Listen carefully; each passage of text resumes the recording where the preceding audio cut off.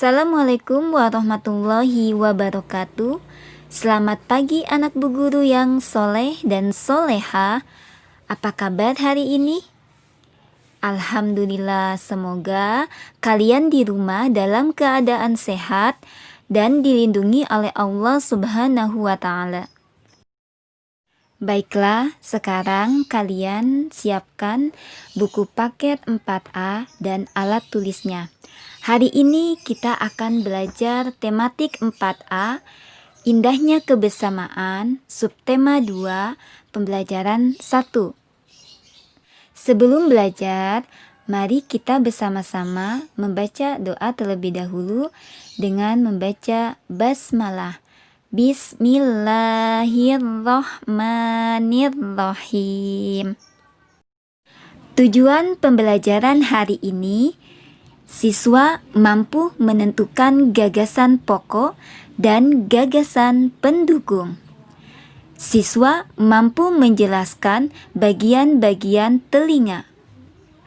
Baiklah, sekarang kalian buka buku paket halaman 49 dan 50. Dalam teks ini yang berjudul Bermain dan Belajar Bersama, kita akan menentukan gagasan pokok dan gagasan pendukung pada setiap paragraf. Nah, dalam teks yang kalian tadi simak, ada berapa paragraf? Pinter, ada 5 paragraf. Paragraf yang pertama, Bella, Lucy, Edo, Udin, dan Putu sedang bermain bersama. Paragraf yang kedua, perbedaan suku dan budaya bukan penghalang. Paragraf yang ketiga, selain teman bermain di rumah, mereka juga teman di sekolah. Paragraf yang keempat, mereka bermusyawarah untuk membagi tugas masing-masing. Paragraf kelima, akhirnya tugas mereka selesai juga. Sekarang kalian tentukan gagasan pokok dan gagasan pendukung pada paragraf keempat. Sekarang kita koreksi bersama. Apabila kalian jawabannya kurang tepat, boleh diperbaiki. Nah, di sini pada paragraf keempat, gagasan pokoknya adalah pembagian tugas masing-masing. Topik pembahasan dari paragraf keempat tadi adalah pembagian tugas masing-masing. Ini adalah ide utama dalam paragraf tadi atau ide pokoknya. Nah, sekarang gagasan pendukungnya. Jadi, yang gagasan pendukung itu menceritakan topik pembahasan dari paragraf tadi. Tadi topik pembahasannya adalah pembagian tugas masing-masing. Di sini diceritakan tugas Edo dan Putu itu melubangi kaleng. Dan Bella itu tugasnya mengukur panjang senar. Sementara Udin itu tugasnya membantu Lucy memasang senar ke kaleng.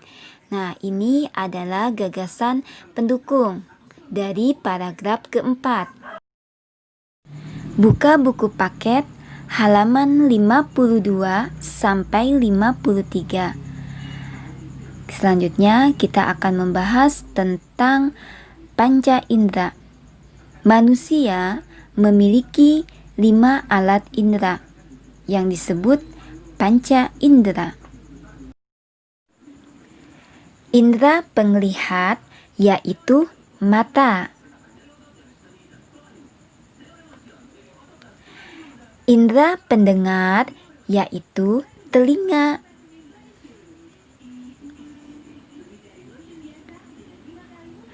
Indera pembau yaitu hidung.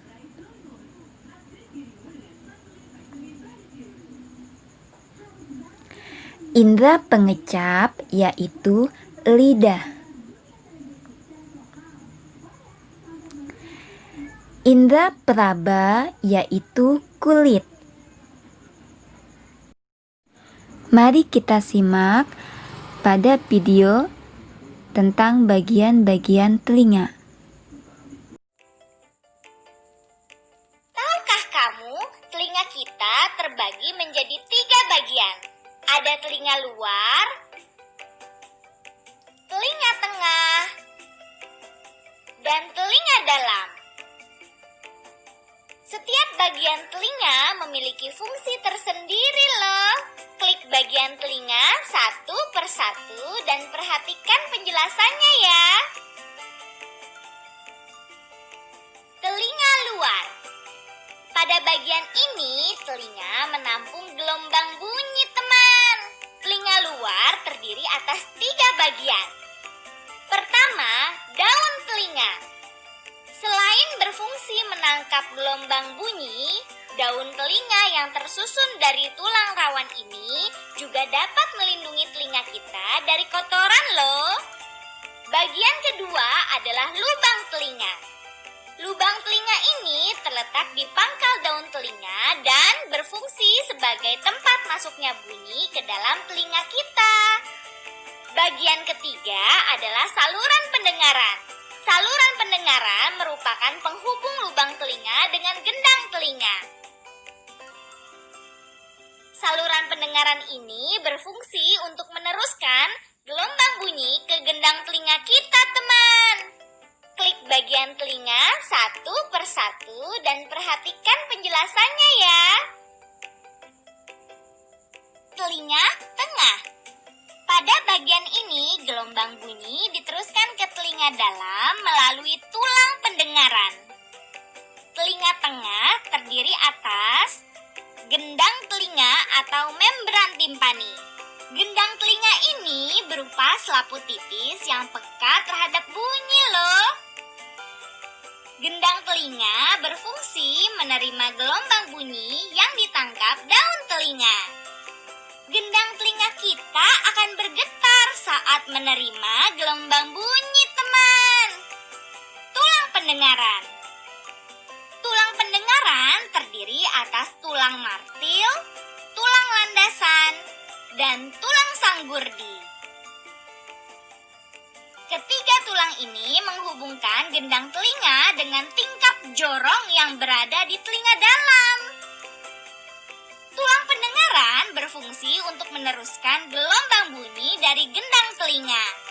Saluran eustachius merupakan saluran penghubung telinga tengah dan rongga mulut. Saluran ini berfungsi untuk menyeimbangkan tekanan udara di dalam dan di luar telinga kita. Klik bagian telinga satu persatu dan perhatikan penjelasannya ya. Telinga dalam.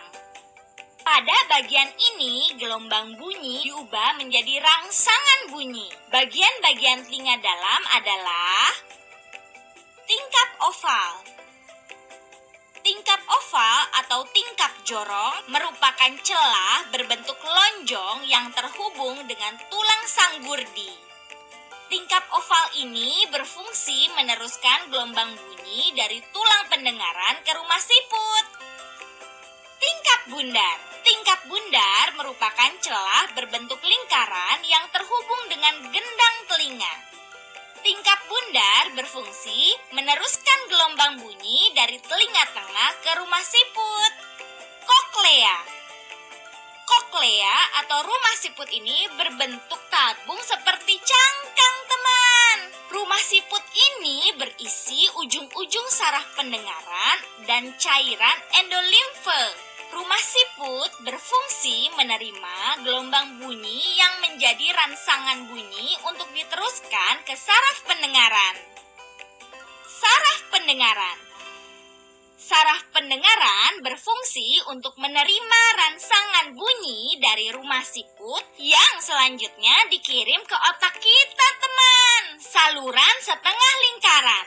Saluran setengah lingkaran terdiri dari 3 saluran yang terhubung dengan tingkap jorong. Saluran setengah lingkaran ini berfungsi sebagai alat keseimbangan tubuh kita loh. Cara kerja telinga. Perhatikan pada video ini.